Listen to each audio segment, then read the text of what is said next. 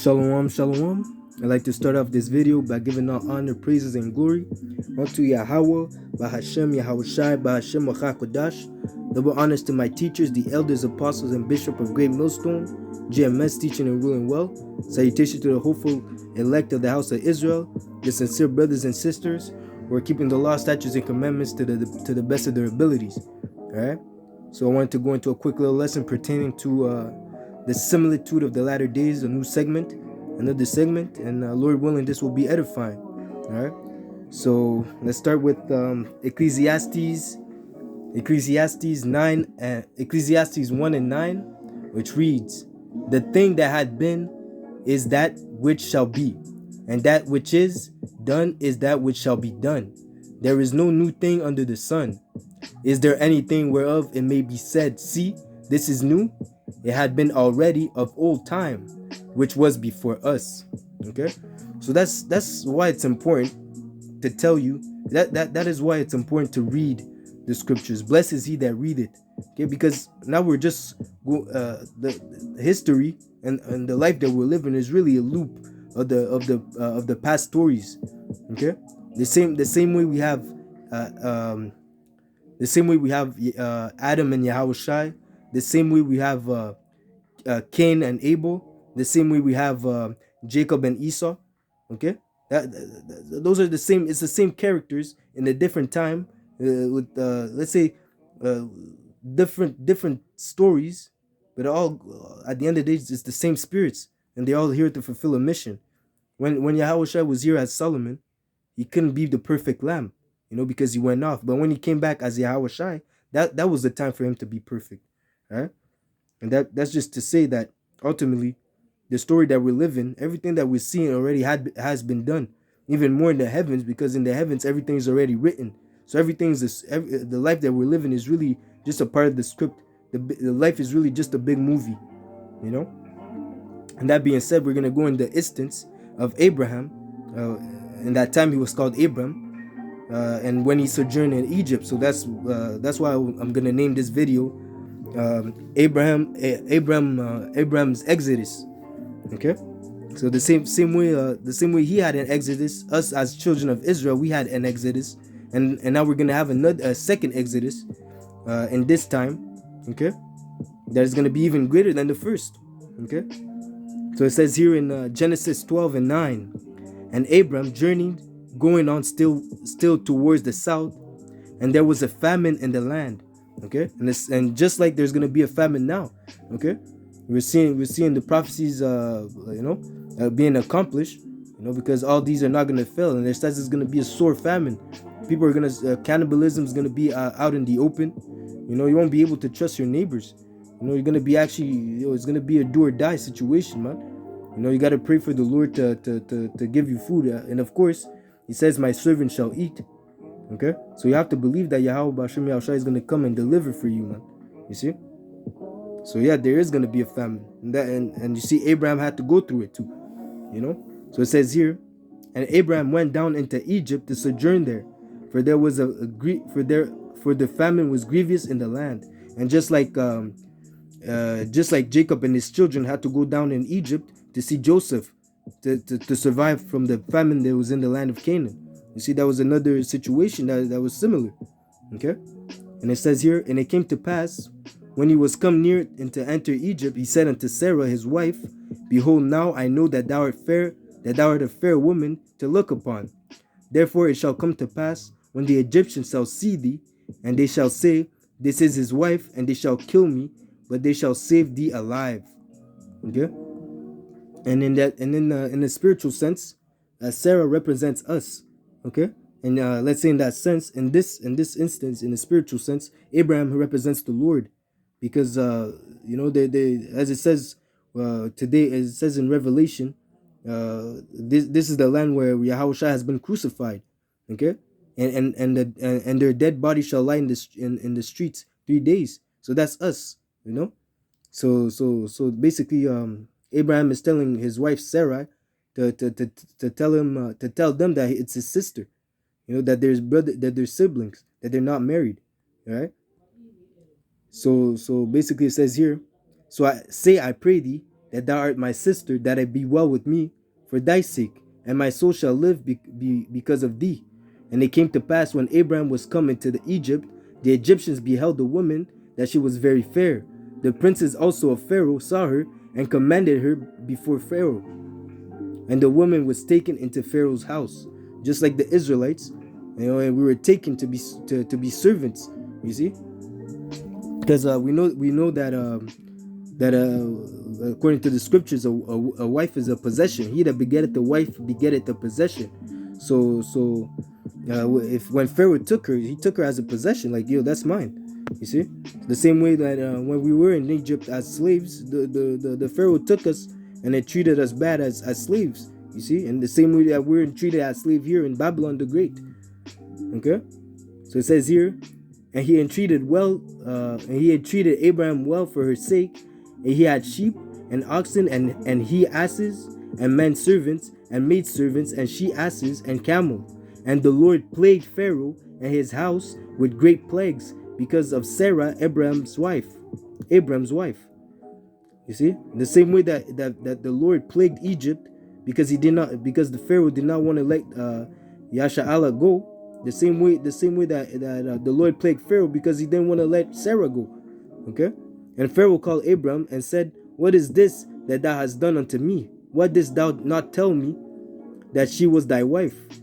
You know, and again, this story is a bit different because he had to move wisely, because like you said, Abraham prophesied that that Sarah was good looking and they were gonna take her and kill him. You see, so as soon as they got into Egypt, the people saw Sarah and they took her. You know, so basically everything went according to Yahweh Ba'ashem Yashai's plan.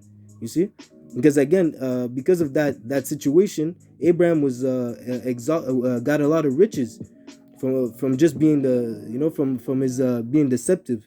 You know, and you got to see, because Yasha Allah, Jacob's name is the supplanter. But where did he get it from? He got it from Isaac, who got it from Abraham. You see, Abraham is the OG supplanter. You see, because out of he supplanted Pharaoh, and then he got many riches out of him, man. And then it says he got his wife back. You see, and it says, why saidest thou, she is my sister, so I might take her to me to wife? Now therefore, behold thy wife, take her and go thy way. And Pharaoh commanded his men concerning him. They sent him away, and his wife and all that he had. So even every riches that Abraham got off Pharaoh, he didn't take it back. He gave it to him, huh? You see? And it says here in Job 20:15, he that had swallowed down riches, he shall vomit them up again, and the Most High shall cast them out of his belly. You see, the riches that Esau Edom got by deceit is gonna go back. He's storing up all his riches that he's storing up is really gonna be for us to use, Yasha Allah, to use when we come back and establish the kingdom of heaven on earth, right? And the perfect example of that is Exodus 12. You see, and that's spiritual. The number 12, you know, the same way that it was the precept that I just read was Genesis 12. This is Exodus 12. You see, Exodus 12:30. And Pharaoh rose up in the night, and he and all his servants and all the Egyptians, and there was a great cry in Egypt, for there was not an house where there was not one dead. So the Lord passed through, Yahushai passed through as the angel of death and destroyed all the firstborn of Egypt. Okay, so it says here, and he called for Moses and Aaron by night and said, rise up and get you forth from among my people, both ye and the children of Israel, and go and serve the Lord as ye have said. Until I can. Also take your flock and your herd as ye have said, and be gone, and bless me also. And the Egyptians were urgent upon the people that they might send them out of the land in haste, for they said, we be all dead men. And the people took their dough before it was leavened, and their kneading thoughts being bound up in their clothes upon their shoulders. You see, that's another reason why when we were leaving Egypt, we didn't have time to prepare bread, man. These people really wanted us out of there, man. These people were suffering. These people were mourning. There was death all over in every house. These people really wanted us out of there, man. So we didn't have time to prepare the lamb buffet. You know, when the Passover is there, it's an important solemn assembly, man. You have to understand the urgency. Even our enemies wanted us to leave and go serve the Lord, man, because they suffered because of our sake. For our sake, they suffered, so they really wanted us to go out of here, man. They really wanted us to leave Egypt. Okay, so we have to. So in the Passover is a serious mindset. I know it's been like probably a month since the Passover, but you know we saw the folly in Israel, man. We saw the folly where some people are out there doing runway clothing fashion shows. Instead of praising Yahweh Shai, they're having the celebration parties, and these people are gonna be judged, man. And if you're still in congregation of foolishness, and you don't understand that being an Israelite is more than glitz and glamour, it's about suffering and carrying your cross and following Yahweh Shai. If you do not understand that by now, man, I guess you'll never understand, man. You really have to understand by pain and suffering, man. That's why it says that after death, the people who forsook the Lord, they're gonna understand by pain. You see? After death, they're going to learn by pain. You see?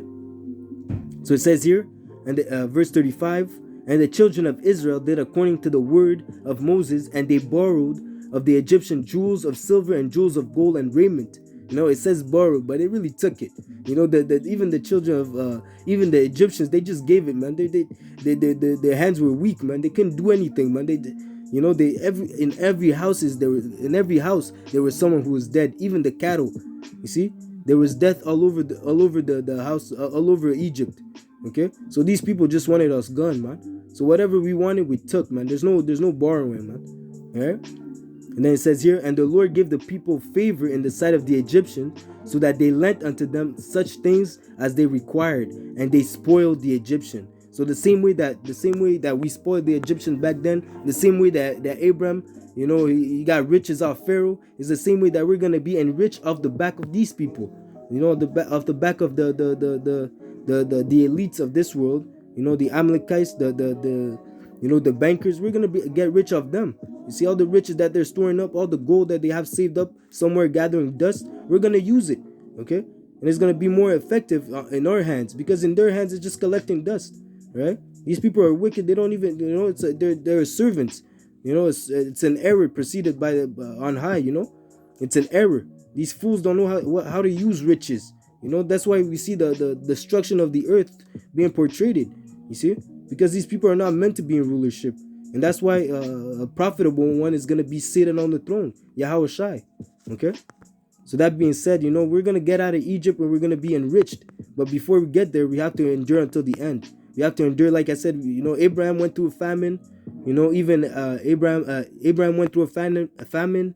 Isaac and the 12 patriarchs, they went through a famine. But through the wisdom of Joseph, they were saved.